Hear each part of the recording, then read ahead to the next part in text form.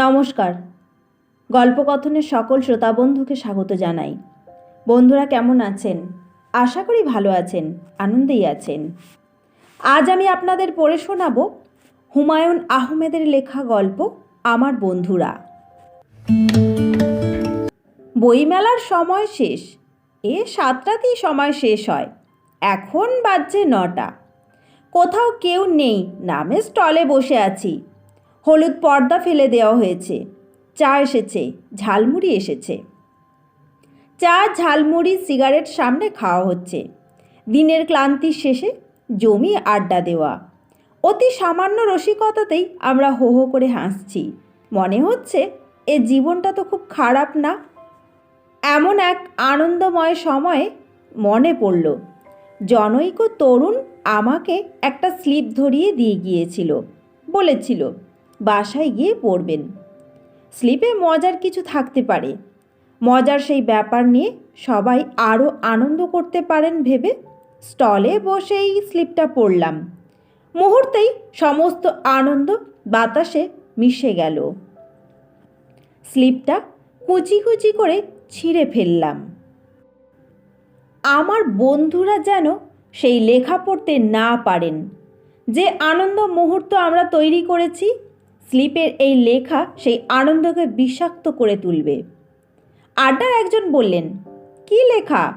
আমি বললাম, গালাগালি। অভিনেতা মোজাম্মেল হোসেন বললেন, চিঠি লিখে গালাগালি কেন? মুখে গালাগালি করলেই হয়। গালাগালি যদি কেউ শুনতেই না পেল, তাহলে কিসের গালাগালি? সবাই হাসতে শুরু করলো, আমিও হাসছি। আড্ডার আনন্দধারা প্রবাহিত হচ্ছে, আমি সেই ধারায় নিজেকে যুক্ত করতে পারছি না। স্লিপের সামান্য কয়েক লাইন আমাকে তীব্র যন্ত্রণার মুখোমুখি করে দিল। না, সেখানে গালাগালি ছিল না। গালাগালিতে আমার কিছু হয় না, আমি এতে অভ্যস্ত হয়ে গেছি। আমার অতি প্রিয়জনেরাও আমাকে লিখিতভাবে পত্রিকার ছাপার অক্ষরে এত গালাগালি করেছেন এবং এমন নোংরা ভাষা ব্যবহার করেছেন যে ট্যানারিতে না গিয়েও আমার চামড়া ট্যান হয়ে গিয়েছে। এই চামড়ায় কিছুই লেগে থাকে না, পিছলে যায়। উদাহরণ দিতে পারতাম, ইচ্ছে করছে না, রুচিতে বাঁধছে। মানুষের গালাগালি, অপমান এইসব আমি সেধে এনেছি। আমি যদি লেখালেখি না করতাম, যদি নিজের ছোট্ট সংসারে নিজেকে আটকে রেখে জীবন পার করে দিতে পারতাম, তাহলে কেউ আমাকে গালাগালিও করতো না, অপমান করার সাহসও পেত না। ধন নয়, মান নয়, এতটুকু বাসার ফিলোসফি মন্দ নয়। জীবনের শুরুতে আমার আশা আকাঙ্ক্ষা এতটুকুই ছিল। তারপর কি যে হলো, এক নিশিরাতে আমার ছোট্ট ঘরে জ্যোৎস্নার আলো এসে পড়ল। ইচ্ছে করলো জ্যোৎস্নার এই আলোর কথা সবাইকে জানিয়ে দিই। কাগজ এবং কলম হাতে তুলে নিলাম। একদল চোখ লাল করে বললেন, কি লিখছে এসব? গেল গেল, সাহিত্য গেল। বই পাড়া ভর্তি হয়ে গেল জঞ্জালে। ঘর মে ইত্তা জঞ্জাল। তারা মর্জিনা হয়ে ঝাড়ুর সন্ধানে গেলেন। অতি বিজ্ঞদের একজন, যার জীবনের একমাত্র ব্যর্থতা নাকি ব্যর্থতার অভাব, ভুরু কুঁচকে ভাবতে বসলেন, এই সাহিত্যের কি নাম দেওয়া যায়। নাম খুঁজেও পেলেন, অপন্যাস। তার মহান আবিষ্কার স্বাভাবিক নিয়মে তার কাছেই ফিরে গেছে। জীবনের গভীর সত্য অনুসন্ধানের ভান যারা করেন, তারা কখনোই সহজ সত্য টের পান না। এও এক অমোঘ জাগতিক নিয়ম। যাই হোক, স্লিপের প্রসঙ্গে ফিরে যাই। সেখানে লেখা, হুমায়ুন সাহেব, আপনাকে সব সময় ঘিরে থাকে একদল মূর্খ প্রকাশক এবং কিছু শিক্ষিত মূর্খ চাটুকার। মৌ সাহেব ছাড়া আপনি চলাফেরা করতে পারেন না। আপনার সবচেয়ে ক্ষতি করছে স্তাবকরা এবং মূর্খ প্রকাশকরা। এদের ত্যাগ করুন, আখেরে ভালো হবে। অথচ আমার চারপাশে যারা বসে আছেন, এরা আমার অতি প্রিয়জন। লেখালেখি করতে গিয়ে আমি তো সবই ত্যাগ করেছি, আর কত। আমার পাশে বসে আছেন সাংবাদিক সালেহ চৌধুরী। আমার স্তাবকতা করে তার কিছু পাবার নেই। আছেন কবি হাসান হাফিজ।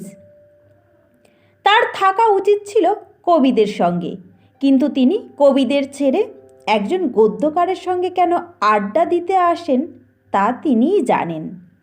দৈনিক বাংলার জন্য লেখা দরকার, এই কারণেই কি তার আমার পাশে বসে থাকা?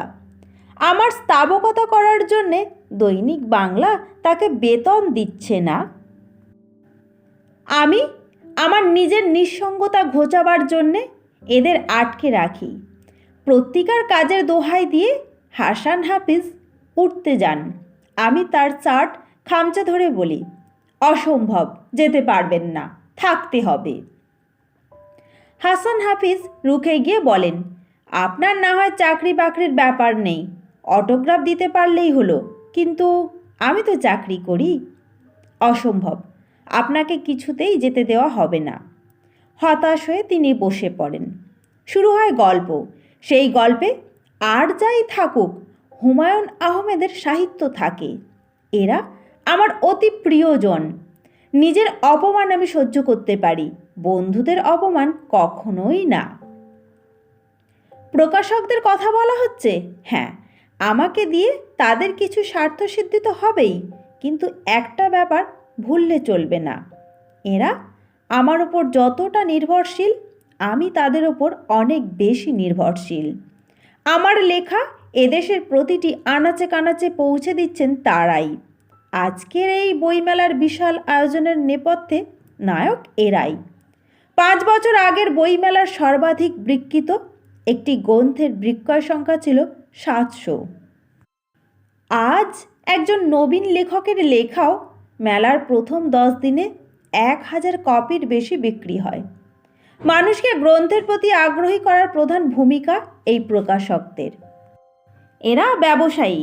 একজন ব্যবসায়ী লাভ লোকসান দেখবেন, কিন্তু আমরা ভুলে যাই যে এরা লাভ লোকসান বিবেচনা করে চিনি বা পেঁয়াজের ব্যবসায় যাননি, এসেছেন বইয়ের ব্যবসায়, যার কোনো স্থিরতা নেই।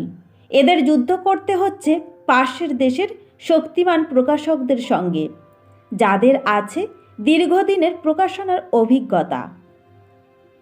আমার বইয়ের যারা প্রকাশক তারা সবাই অল্প বয়স্ক, কারো বয়সই আমার চেয়ে বেশি নয়। প্রতিষ্ঠিত পুরানো প্রকাশকরা আমার প্রতি আগ্রহী হননি, আগ্রহী হয়েছেন তরুণ প্রকাশকরা। আজ আমাদের প্রকাশনা শিল্পের যে জয় জয়কার, তা তাদের উদ্যম এবং কর্মপ্রচেষ্টার সোনালী ফসল। কলকাতার প্রকাশকরা সেখানে আমার 9টি বই প্রকাশ করেছেন। মণিলিখ কাগজ নামে চমৎকার কাগজ ব্যবহার করেছেন।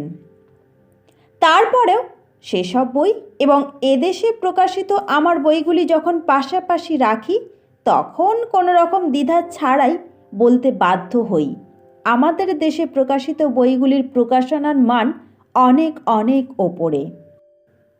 আমরা যাত্রা শুরু করেছি। এই যাত্রা দীর্ঘ যাত্রা। পথ তৈরি নেই, বন কেটে পথ বানাতে হচ্ছে। বানাচ্ছেন এই সময়ের তরুণ প্রকাশকরা।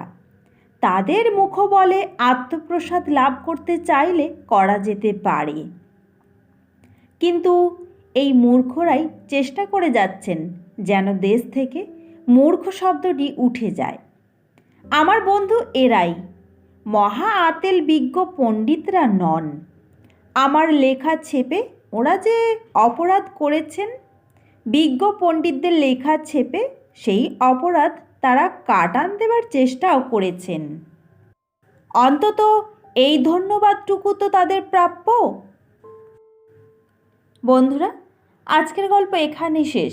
গল্প পাঠ ভালো লাগলে ভিডিওতে একটা লাইক দিতে ভুলবেন না। আর আপনি যদি আমার চ্যানেলে নতুন হয়ে থাকেন তবে অবশ্যই চ্যানেলটিকে সাবস্ক্রাইব করে পাশে থাকবেন। সকলকে অনেক ধন্যবাদ জানাই। নমস্কার।